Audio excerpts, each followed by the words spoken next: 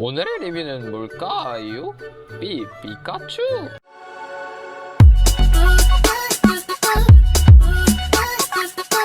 자, 안녕하세요. 서브컬처 리뷰하는 남자 서리남입니다. 오늘 할 리뷰는 이번은 아니고 한참 전에 카카오페이지 연재소설에서 김으로 넘어가게 된 구팽이 작가의 공주는 죽어서 키운다입니다. 제가 알기로는 작가가 이번이 소설 첫 출간작이라고 알고 있는데 첫 작품 치고는 상당히 필력이 좋은 편입니다. 잘 쓰이지 않는 클리셰인 무한 회귀 및 빙의, 틀어진 본래 역사를 바로잡고 등장인물의 수건을 해결해줘야 된다는 설정에 또 작가만의 독창적인 해석이 가미된, 그로 인한 작품만의 배경 설정이 세계관의 정당성을 어느 정도 설명해주며 배경 설정 및 세계관도 탄탄하고 조임새 있는 편입니다. 또한 귀족들 간의 대화나 사극의 장면에서 귀족식 대화라는 부분을 은유를 섞어내어 굉장히 잘 풀어내지 않았나 싶습니다.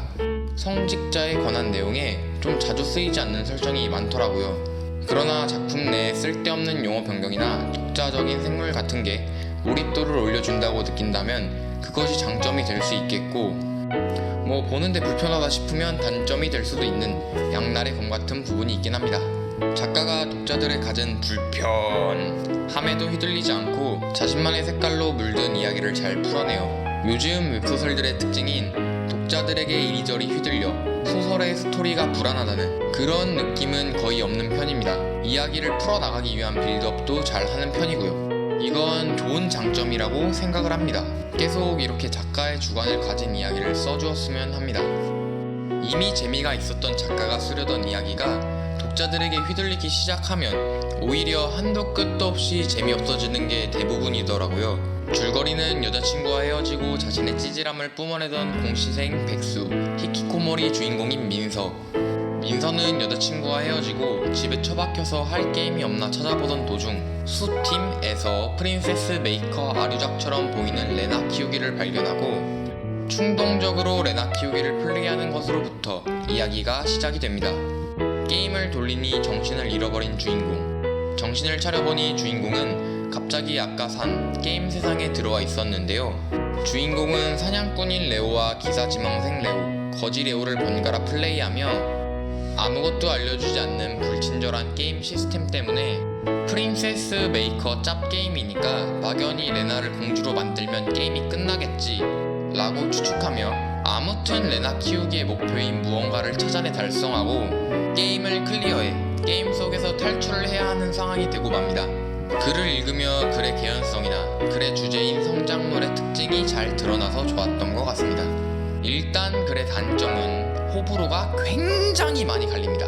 요즘 보기 드문 주인공과 주변 인물 모두가 굴러다니는 성장물이기도 하고, 주인공이 멘탈이 금이 가있는 상태에 처음에는 판타지 세계를 게임으로밖에 생각하지 않아 클리어하는 데만 눈이 돌아가 있어 자신이 처한 상황을 대충 흘러넘기는 탓에 고생을 많이 하기도 하고, 주인공의 성장을 위한 빌드업으로 인해 답답한 장면이 연재본까지는 꽤나 있어 호불호가 많이 갈리는 편입니다.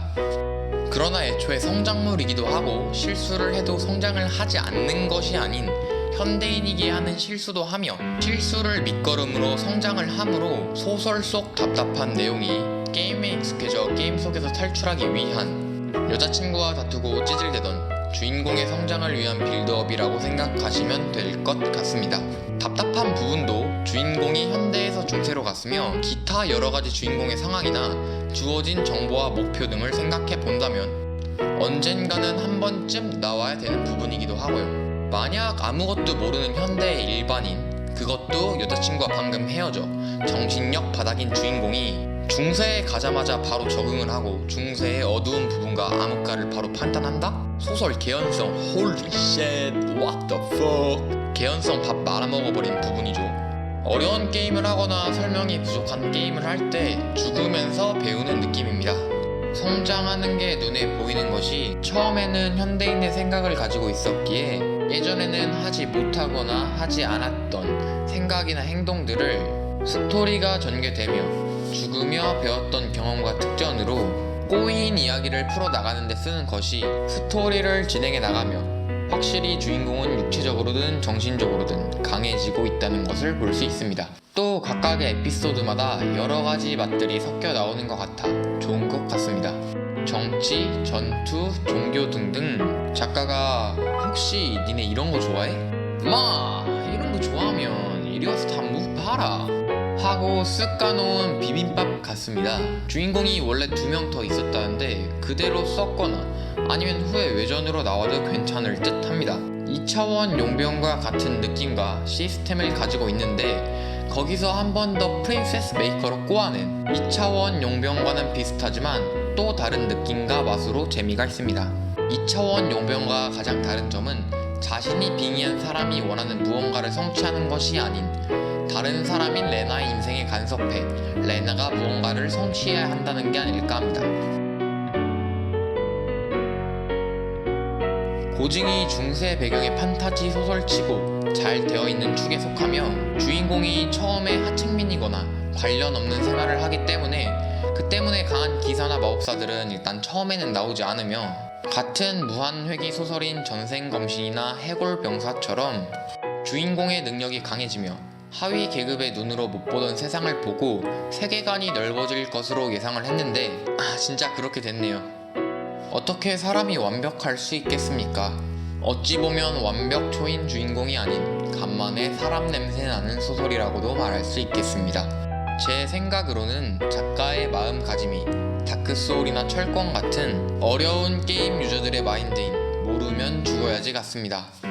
루프물 특성상 충분히 참고 볼 수 있는 수준이 아닌가 합니다.